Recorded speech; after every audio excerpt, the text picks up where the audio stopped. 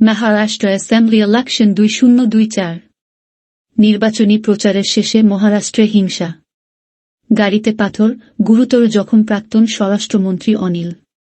সোমবার রাতে নাগপুরে মহারাষ্ট্রের প্রাক্তন স্বরাষ্ট্রমন্ত্রী তথা শরদ পাওয়ারের নেতৃত্বাধীন এনসিপি এসপি নেতা অনিল দেশমুখের গাড়ি ঘিরে ধরে এলোপাথারি পাথর ছুড়ল দুষ্কৃতীরা। ভোট প্রচার শেষ হওয়ার পরে অভূতপূর্ব নির্বাচনী হিংসার সাক্ষী হল মহারাষ্ট্র। সোমবার রাতে নাগপুরে মহারাষ্ট্রের প্রাক্তন স্বরাষ্ট্রমন্ত্রী তথা শরদ পাওয়ারের নেতৃত্বাধীন এনসিপি এসপি নেতা অনিল দেশমুখের গাড়ি ঘিরে ধরে এলোপাথারি পাথর ছুড়ল দুষ্কৃতীরা। ঘটনায় গুরুতর জখম হয়েছেন অনিল। তার মাথায় গভীর ক্ষত হয়েছে বলে সংবাদ সংস্থা পিটিআই জানিয়েছে। এই হামলার জন্য বিজেপি নেতৃত্বাধীন মহাজোটকে দায়ী করেছে শরদের দল। ঘটনাচক্রে রাষ্ট্রীয় স্বয়ংসেবক সংঘের সদর দফতর এই নাগপুরেই। কাটল বিধানসভা কেন্দ্রের এনসিপি এসপি প্রার্থী হয়েছেন অনিলের ছেলে সলিল।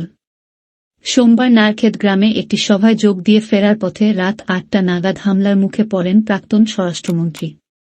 নাগপুর গ্রামীণ জেলার পুলিশ সুপার হর্ষ পোদ্দার জানিয়েছেন, জালালখেদা কাটল সড়কে বেলফাটার কাছে অনিলের গাড়ি লক্ষ্য করে পাথর ছোড়ে অজ্ঞাত পরিচয় দুষ্কৃতীরা। কাটলে সলিলের প্রতিদ্বন্দ্বী বিজেপির প্রতিপত্তিশালী নেতা চরণ সিংহ ঠাকুর।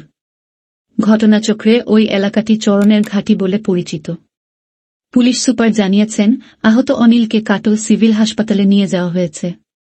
প্রসঙ্গত, বুধবার 288 আসনের মহারাষ্ট্র বিধানসভায় সবকটি আসনে ভোট। বিজেপি শিবসেনা, একনাথ শিন্দে এনসিপি অজিত এর জোট মহাজোটি এবং কংগ্রেস শিবসেনা ইউবিটি এনসিপি শরদ এর মহাবিকাশ আঘাড়ির মধ্যে।